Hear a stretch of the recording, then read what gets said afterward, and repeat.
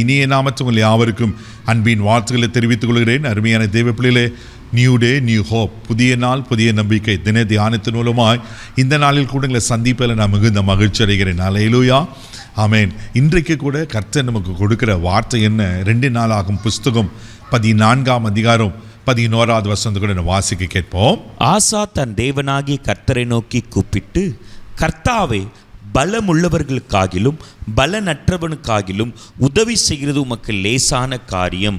எங்கள் தேவனாகிய கர்த்தாவே, எங்களுக்கு துணை நில்லும். உம்மை சார்ந்து உம்முடைய நாமத்தில் ஏராளமான அந்த கூட்டத்திற்கு எதிராக வந்தோம். கர்த்தாவே, நீரே எங்கள் தேவன், மனுஷன் உம்மை மேற்கொள்ள விடாதேயும் என்றான். பாருங்க, ஆசா இங்க அற்புதமான ஒரு ஜெபத்தை செய்கிறதை நாம் பார்க்கிறோம். பல விதமான சத்தியங்கள் அடங்கியிருக்கு. தேவ பிள்ளையில இங்கே சொல்லப்பட்டிருக்கு, ஆசா தன் தேவனாக கர்த்தரை நோக்கி கூப்பிட்டு, கர்த்தாவே, பலமுள்ளவனுக்காகிலும் பலனற்றவர்களாகிலும் உதவி செய்கிறது உமக்கு லேசான காரியம். ஆசாக்கு நல்லா தெரியும், ஆண்டவரால் முடியாத ஒன்றும் இல்லை. இப்போ ஆசா அவன் பலவீனமாய் காணப்படுகிறார். தேவ பிள்ளையில இப்போ எப்படிப்பட்ட சூழ்நிலையில் ஆசா இதை ஜெபிக்கிறான்னா, ஆசாக்கு விரோதமாக சேரா புத்திரர்கள் 10 லட்சம் பேரோடு வராங்க. என்ன செய்வதுன்னு தெரியாம ஆசாக்கள் இருக்குது 5 லட்சம் பேர், ஆனால் அவங்கள் இருக்குது அப்படியே ரட்டத்தினியா இருக்குது. அது மாதிரி தான் 300 காலாட்கள் இருக்கிறாங்க. இப்படிப்பட்ட சூழ்நிலை தான் ஆசாங்க ஜெபம் பண்றாரு, ஆண்டவரே, பலமுள்ளவனுக்காகிலும் பலனற்றவனுக்காகிலும் உதவி செய்கிறது உமக்கு லேசான காரியம். அல்லேலூயா. அது மாத்திரம் இல்லாம, எங்கள் தேவனாகிய கர்த்தாவே, எங்களுக்கு துணை நில்லும். நீங்க தான்பா எனக்கு துணை நிற்கணும், வேற யார் எனக்கு உதவி செய்ய முடியும்? நான் மனுஷனை நம்பி இல்லை. 3வது சொல்றாரு, உம்மை சார்ந்து உம்முடைய நாமத்தில் ஏராளமான இந்த கூட்டத்துக்கு எதிராக வந்தோம். ஆண்டவரே, பெரிய கூட்டம் தான், ஏராளமான ஜனம் தான், 10 லட்சம் பேர் தான். ஆனால் நாங்கள் உங்களை சார்ந்து, நான் உங்களை நம்பி வந்திருக்கிறேன் ஆண்டவரே சொல்லி கர்த்தர், நீர் எங்கள் தேவன், மனுஷன் உம்மை மேற்கொள்ள விடாதீங்க. ஆண்டவரே, நீங்கள் தான் எங்கள் தேவன். ஆண்டவரே, மனுஷன் உங்களை மேற்கொள்ளக்கூடாது. அப்போ என்ன மேற்கொண்டேன்னா அது உங்களை மேற்கொண்ட மாதிரி, ஏன்னா நான் உங்களை நம்பி இருக்கிறேன் ஆண்டவரே, நான் உங்கள் பிள்ளையா இருக்கிறேன் ஆண்டவரே. எவ்வளோ அற்புதமான ஜெபத்தை பாருங்க.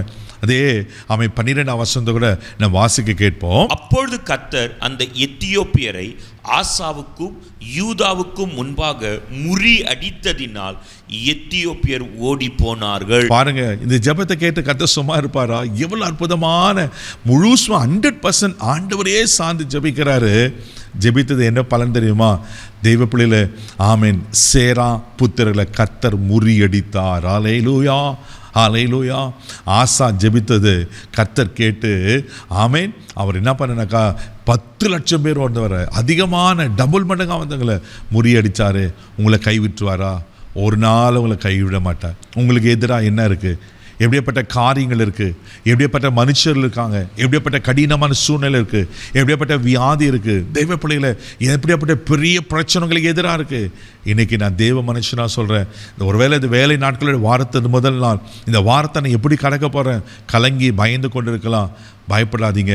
உங்களுக்கு எதிராக இருக்கிற எல்லாவற்றையும் கர்த்தர் இன்றைக்கு முறியடிக்கிறார். அல்லேலூயா, அல்லேலூயா.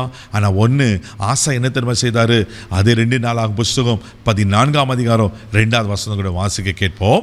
ஆசா தன் தேவனாகிய கர்த்தரின் பார்வைக்கு நன்மையும் செம்மையுமானதை செய்தான். ஆமென். நீங்களும் நானும் நன்மையும் செம்மையான காரியத்தை செய்யும்போது கர்த்தர் நமக்காக யுத்தம் பண்ணுவார், கர்த்தர் நமக்காக வழக்காடுவார், கர்த்தர் நமக்காக யாவை செய்து முடிப்பார். தெய்வ பிள்ளையில, அன்னைக்கு ஆசாவுக்கு செய்தார்னா இன்னைக்கு உங்களுக்கும் செய்ய வல்லவராக இருக்கிறார். கர்த்தாவே, எங்களுக்கு துணை நில்லும், மனுஷங்களை மேற்கொள்ள விடாதேயோன்னு நீங்கள் கேட்கும்போது அவர் உங்களுக்கு துணை நிற்பார், அவர்களுக்கு ஜெயத்தை கொடுப்பார்.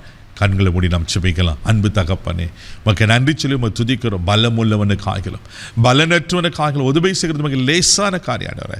ஆண்டவரே, பலனற்று காணப்படுகிற மக்களுக்கு எந்த காரியத்தில் ஆண்டவரே நீங்கள் பலப்படுத்தி அவளுக்காக நன்மை செய்யணுமோ அப்பா, நன்மை செய்யுங்கப்பா.